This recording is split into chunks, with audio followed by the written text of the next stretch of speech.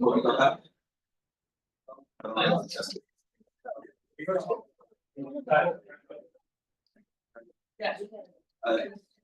Mi nombre es Marcelo Tedesco. Por suerte no me tendrán que escuchar mucho guión. Voy a estar a cargo de moderar las preguntas y presentar a los invitados. Perdón por mi acento medio neutro, chavo del 8. Soy argentino, pero viví muchos años fuera del país y muchas gracias por usarlo por la invitación y a Agustina también por hacer que todo esto sea posible. Están muy interesantes las charlas el día de hoy. Son 4 expertos en sus campos, liderando investigación en varias de las universidades más relevantes de Estados Unidos y del mundo, con temas diversos pero complementarios. Entonces la idea es, no nos vamos a sentar acá, pero estuve charlando con Miguel porque eso es demasiado formal, muy académico, y entonces nada, voy a presentar tu trabajo, ellos harán su presentación, y después vamos a abrir primero alguna pregunta para cada uno de los speakers, disertantes, etcétera, y después hacia el final, para que las vayan guardando, todas las preguntas que quieran, ya los sentaremos acá en el escritorio. ¿Cerrado? Okay. La primera presentación es de Emre Toker. Él es actualmente el mentor residente de emprendimiento para la Facultad de Agricultura y Ciencias de la Vida en la Universidad de Arizona y es el codirector del programa de emprendimiento para biomedicina. Fundó y vendió con éxito 3 startups biomédicas altamente rentables y ha enseñado innovación y emprendimiento en una amplia gama de estudiantes y profesores, tanto a nivel nacional como en Estados Unidos, como a nivel internacional, incluyendo a estudiantes de ciencia, ingeniería, medicina, ciencias sociales y artes. Como inversionista ángel, activo en etapas tempranas durante más de 20 años, ha adquirido una gran experiencia significativa en una amplia variedad de industrias y es co-investigador principal en 2 programas, 2 grants de 5 años del Instituto Nacional de Salud de los Estados Unidos para desarrollar programas de formación de emprendimiento para estudiantes de medicina e investigadores biomédicos. Los dejo con ustedes a Emre Toker con su presentación ¿Por qué es tan poco frecuente el éxito de los emprendimientos? Gracias. Gracias. Buenos días. And that's it for my Spanish. I'll speak slowly to give the translators an opportunity to translate what I'm saying. Thank you, everyone, for inviting us here.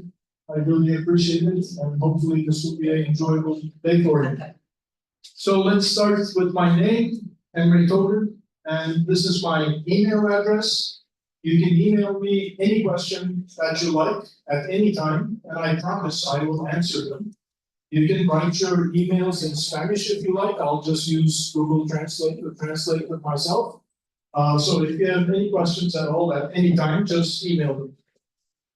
So now let's get to the title of my presentation. Now, we know that there aren't very many successful entrepreneurs, right? And one might assume that it's because entrepreneurship is difficult. I'm going to accept the fact that successful entrepreneurship is rare. It doesn't happen too often. But I'm going to argue that it is not difficult. Or it may be difficult, but it's difficult in a way that is not immediately obvious. So let me tell you what I mean by that. So if we have 1,000 people interested in entrepreneurship, or even 1,000 people with some good entrepreneurial idea, historical reality is that about one of them is going to be successful. This is historical data. My wife told me to be positive, but we have to deal with historical realities also. So our job here is to improve that conversion rate from 1,000 people instead of just one. How can we get it to 5, 10, 15, 20, 25, 100, etc.? So there is a a relentless filtration process from the 1,000 to the 1 at the bottom. So it's being filtered out. And we can define success in many ways. I don't want to waste time defining what success might mean in an entrepreneurial context, but you can define your own success. What is successful for you? So why do people fail in entrepreneurship? They either fail to gain wisdom quickly enough, or they fail to gain knowledge quickly enough, or they do not have the willingness to do boring work, which has to be done. I call it grunt work. I don't know how it translates into Spanish. So the failure mechanisms are not gaining wisdom, not gaining knowledge, or unwillingness to do grunt work. Now let's dive into this in a little bit more detail. So when we start this process, we're right here, just beginning something entrepreneurial. There is 2 channels that we go down through. One channel is the channel of gaining knowledge associated with entrepreneurship. You may consider this channel as the recipe, as if you were cooking something and you were following a recipe. So what recipe did successful entrepreneurs use to become successful? This channel turns out to be actually quite easy, especially for university students to learn how to cook the process. Failures do not occur often in this channel. Failures occur in the psychology side of entrepreneurship. I've been in this field for, over 30 years, and I've seen many failures, including my own failures, and they happened mostly in this channel. So I'm going to talk to you a little bit about both channels and how they're interrelated. So let's just take care of the easy part first. This is the recipe that successful entrepreneurs have followed. The first step is to identify a problem to be solved. And we all know there's lots and lots of problems. Everywhere we go, we see problems.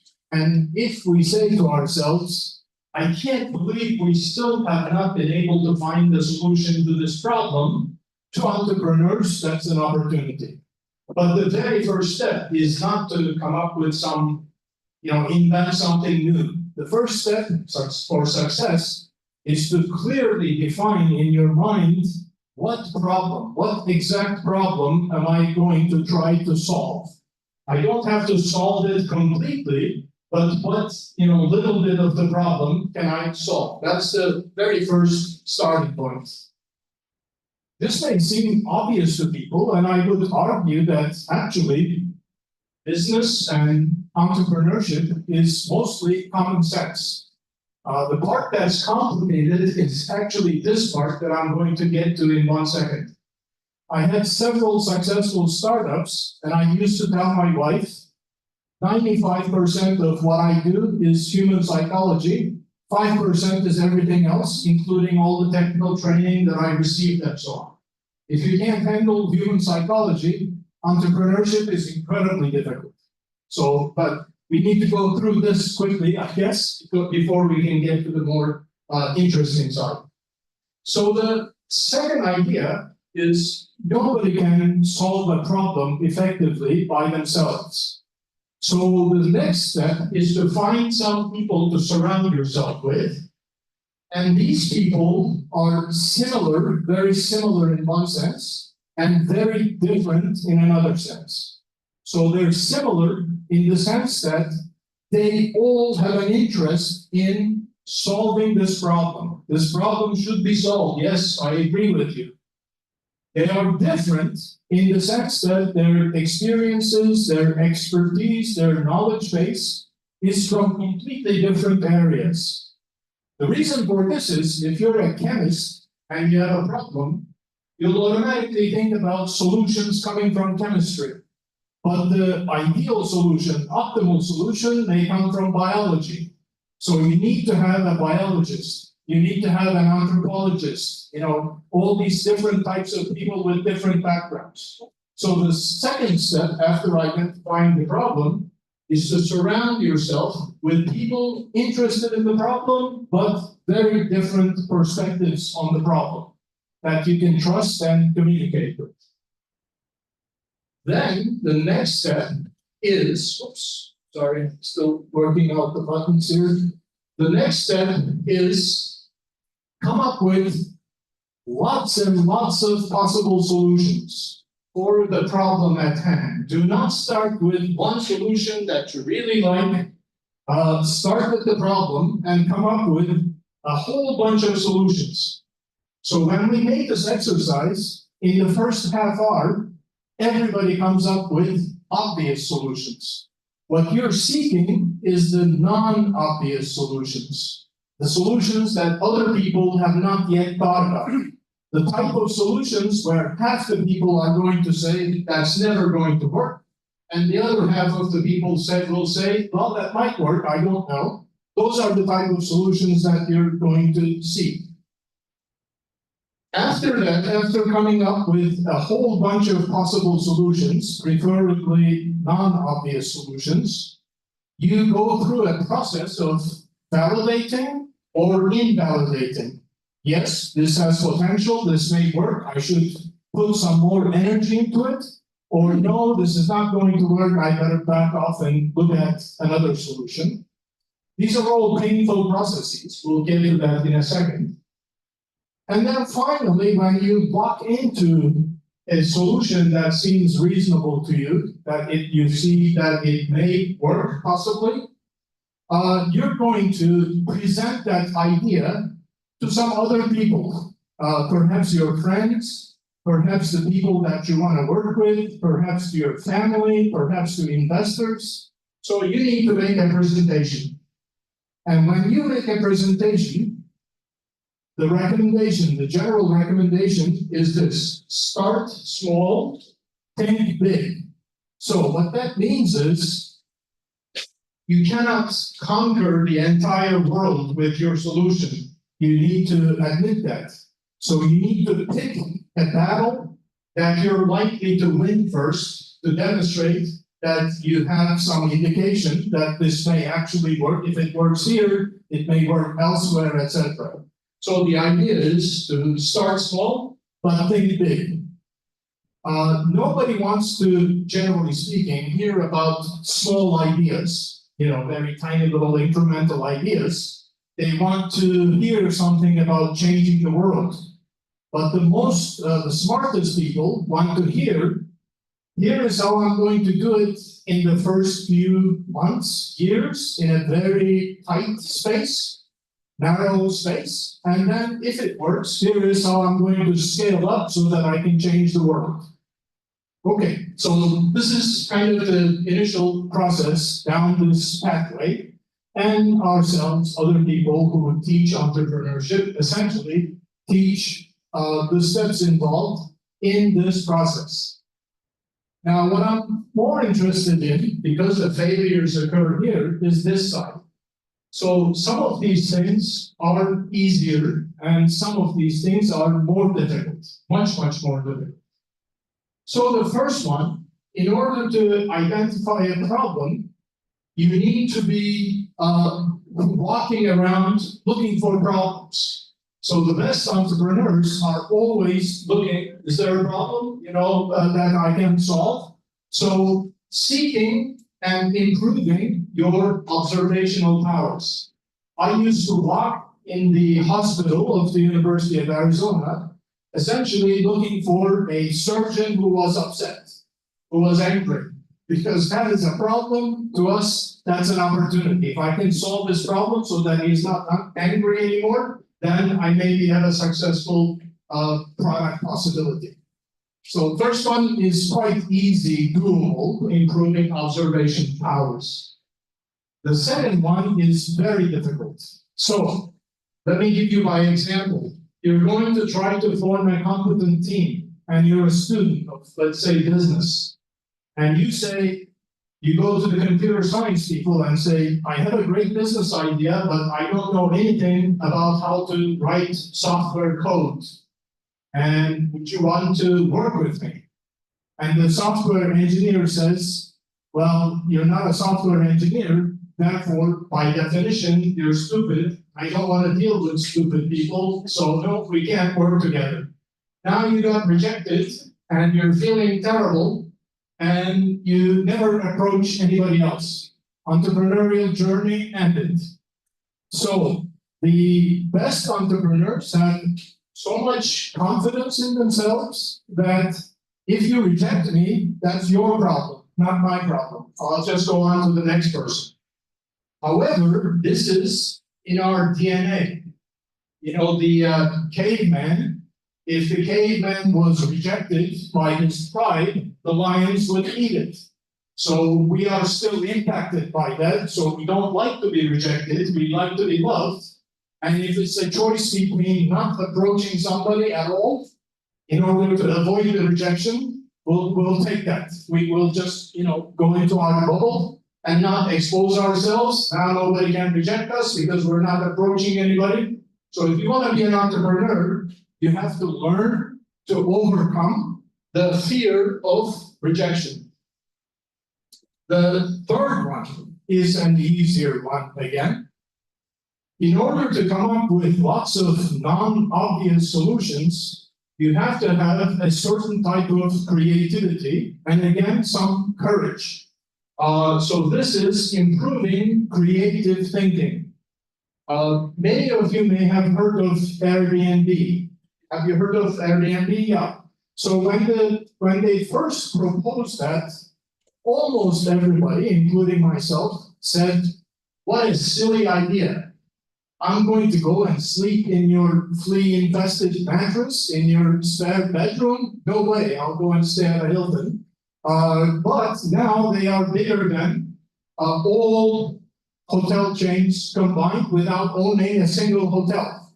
So they had some creative thinking. They were able to think outside of the box and overcome the rejection that people like me were giving them, saying this is never going to work. So some courage to think creatively is the next step so that you can come up with lots of different solutions. Now, this is a numbers game. Of the 100 ideas that you may come up with, 100 potential solutions, probably 80 of them, 85 of them, 90 of them are not going to work. And you're going to discover that they're not going to work. This is quite discouraging for some people, depressing for some people. And so if you consider those as failures, boy, the solution that I came up with ended up a failure, therefore I'm a failure.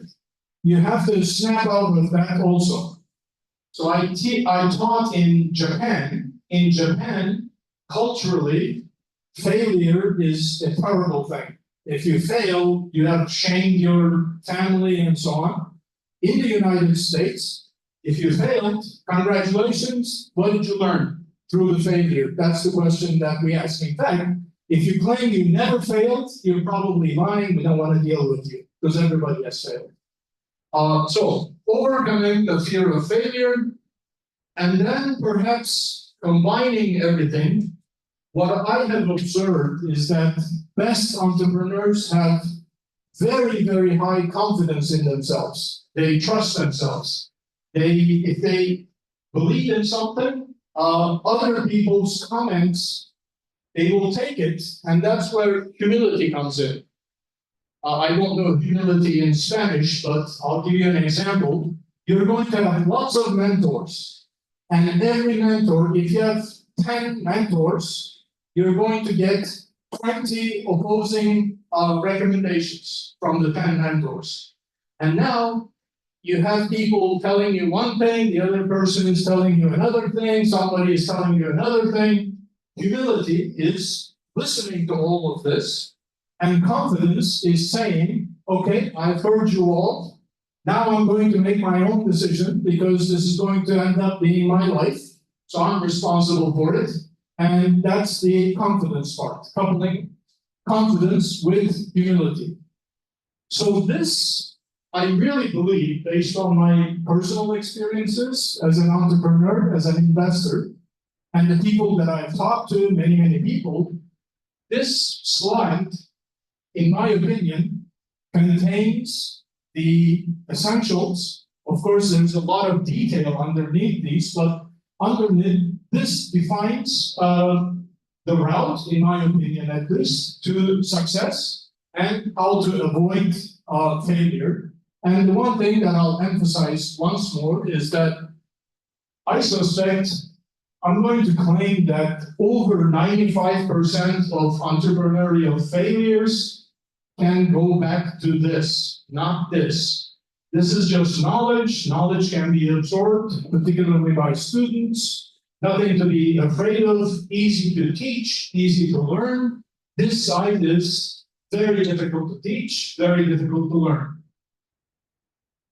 So, because I said there's some grunt work associated with it, so there's two types of work that people might want to avoid.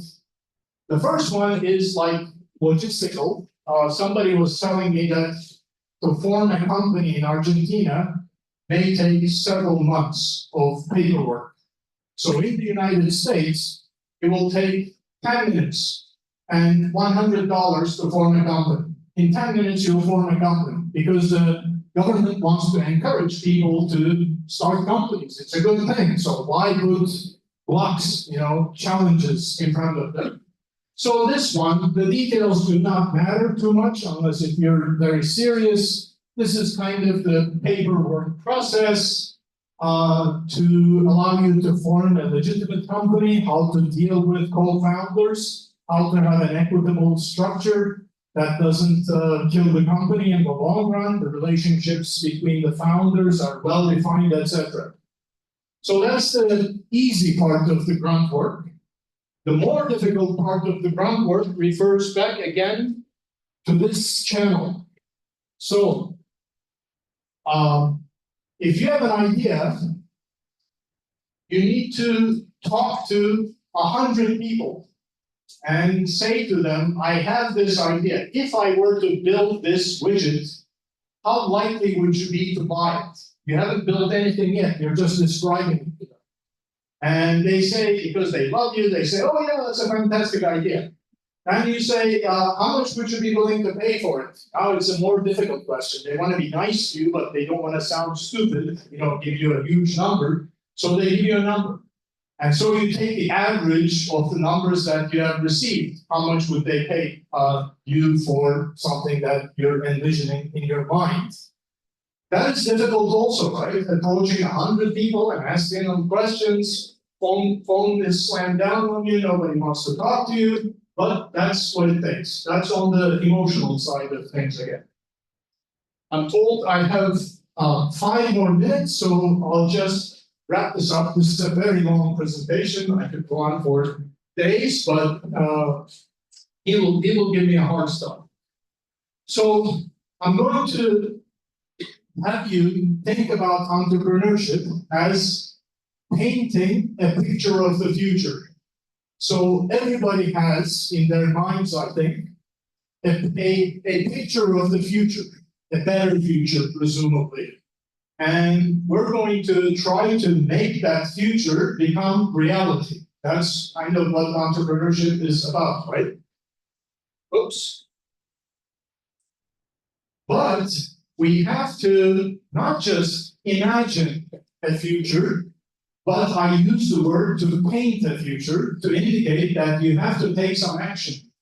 If you imagine a different future, okay, you're an imaginative person, but if you actually start taking some action, then you're an innovator and possibly an entrepreneur. The other difficulty is that we're going to paint a picture of the future, but it needs to be, eventually I'm going to learn this. It needs to be a defensible picture of the future. And that's a challenge. So when we have a picture of the future in our mind, that picture is a fuzzy, blurry, undefined, not crisp picture, because it's in the future. So we start off with fuzzy and uncertain assumptions. So, for example, I have no idea if people will pay $100 for this thing that I'm thinking about. I have no idea how much it will cost for me to produce this. I have no idea how many people might or might not buy this thing. So the thing that differentiates entrepreneurs is comfort swimming in a sea of unknowns. I don't know anything, and I admit I don't know anything. I have no idea how much it's going to cost. I have no idea who's going to buy this. Yet they feel they can control this sea of uncertainty to move forward. How?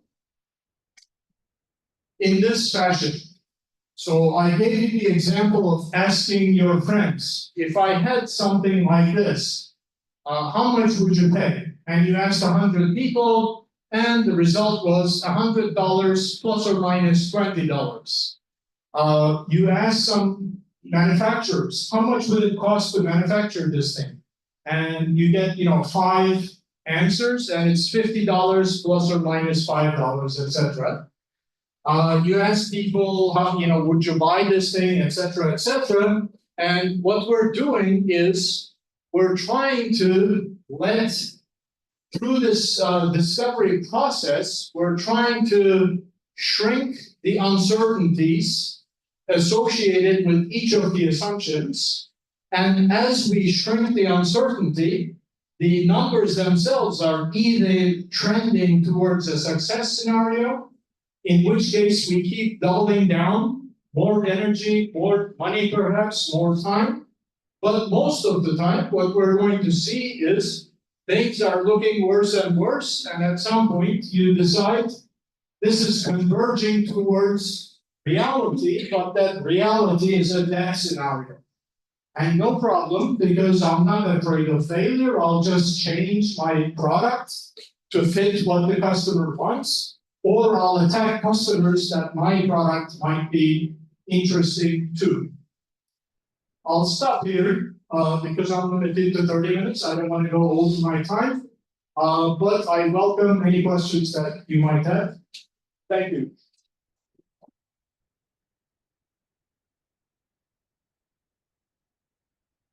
Una pregunta para Emre. Tiene puestos sus traductores, así que lo pueden preguntar en español sin problema. Levanta la mano, una pregunta. Hay atrás. Hay el micrófono. Buen día. Quería preguntarle si puede recomendarnos algún libro que cambió su vida, que le impactó. So I'm going to recommend the book that I wrote about entrepreneurship. And the book is called The Pantheon, the Pantheon in Rome, beautiful structure, and the mortuary. Mortuary, you guys know? Yeah. So the Pantheon is Amazon, Tesla, Facebook, Microsoft. For each Amazon in the mortuary, there is 1,000, maybe 10,000 dead startups. But it's a mortuary because if we did, I know that this is a little bit, dour, not positive, as my wife was saying, but if we were to do an autopsy on each dead startup, and we would find out this is when we could have predicted that it was going to fail. Person was smoking 10 cigarettes every day, and then he had a heart attack. Similarly, what happened in the startup? They made this wrong assumption and this wrong assumption. And how can we then use that information and that data to lower the death rate of startups? I can't say that book changed my life because I wrote it at the fourth quarter of my life, and tail end of my life. What did change my life was, I was saying to my colleague, I went to a liberal arts college humanities college and learned about what they call the human condition, meaning, Plato and Aristotle and so on and so forth, kind of understanding how human beings act. And then I went to another university where everything was applied technology, nothing but applied technology. And so what changed my life was a combination of those two, understanding humans and understanding how technology works. That's what changed my life. Yeah. Thank you. Si quieren una pregunta, guárdala.